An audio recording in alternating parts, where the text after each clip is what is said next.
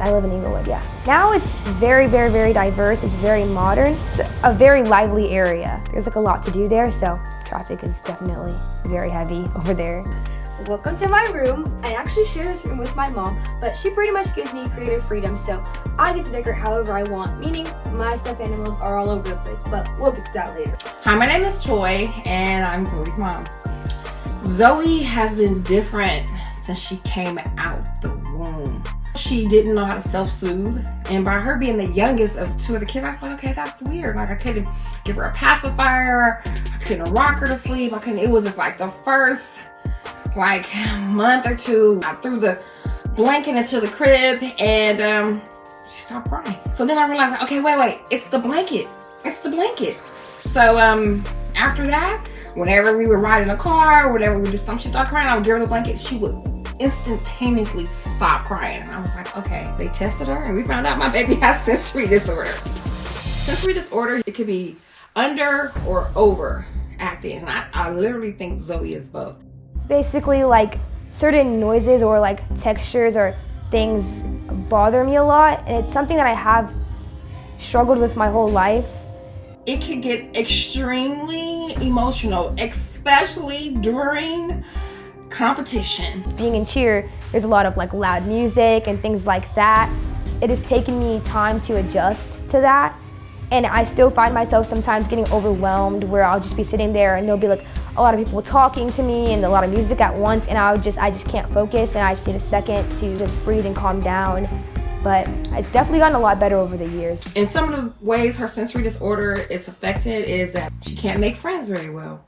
I just remember there's a few incidents when, like, I took her to the park when she was little. Playground full of kids, and everybody's playing, and Zoe's just like running around the edge of the playground on a scooter, having the time of her life. And when any little kid would come talk to her, she'd just put her head down and she'd just stop. And when they would leave, she'd just go back to having fun. I was like, okay, that's weird. You know, the kids would be on the playground, they'd all be playing, yelling, laughing, and I'd just be kind of scared to insert myself in that environment. Elementary school, my baby had one friend, Maya Mendez. She had one friend who is still her friend today. Before cheer, like, I wasn't really making friends. So once I got into cheer, I started to become a lot more open, a lot more confident.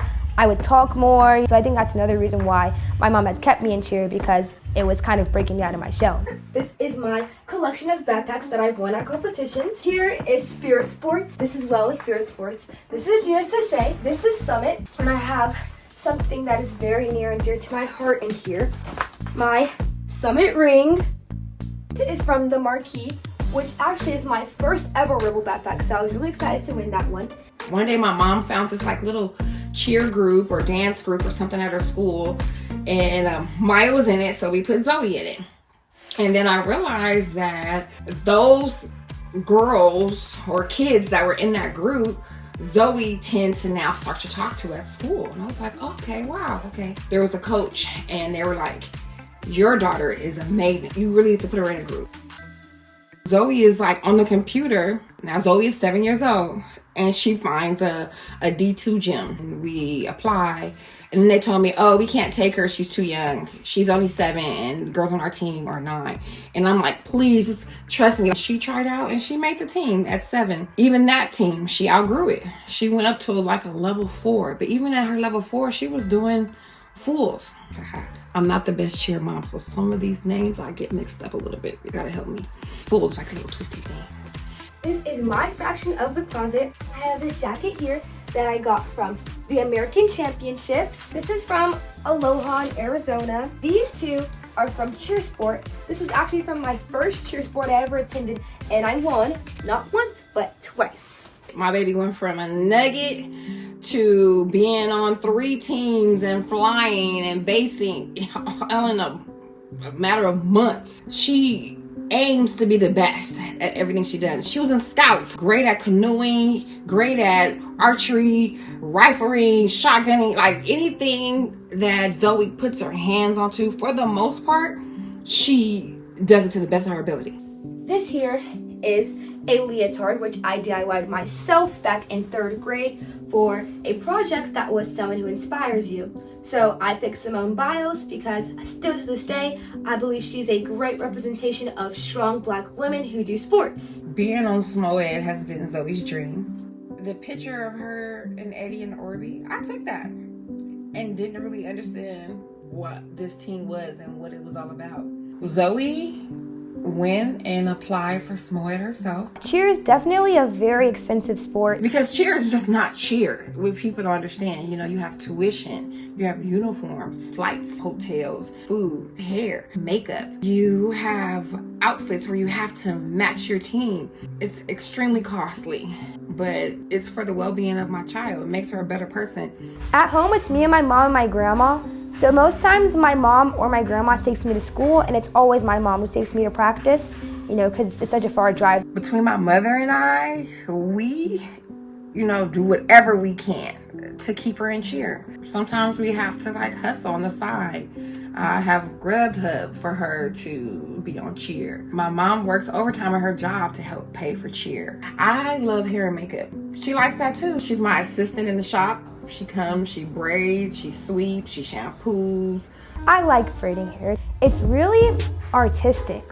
There's just so many different forms and, different braids that you can get, different colors. It's almost therapeutic too, because I also just love seeing the happiness that people get, when they're done getting their braids. And I just feel happy that I'm a part of that. I get to help someone feel confident in themselves. We spend a lot of time together, a lot of time in the car together. And we talk about everything. She knows all of my issues and problems, and I hope I know hers. She's like my little broke friend.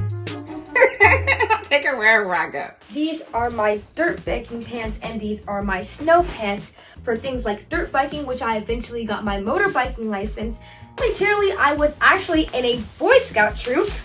I unfortunately did not get to finish out, my entire Boy Scout adventure because it came to where I had to choose between cheer or Boy Scouts, and I ended up choosing cheer. Sometimes we don't get home from practice until 1 o'clock.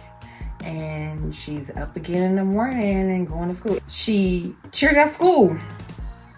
And then she leaves from cheer practice at school and we go straight to SMOED. And so she's literally jumping out the car, throwing her book bag down on the ground and jumping in and running with the team. Just hanging out with friends is not really an option.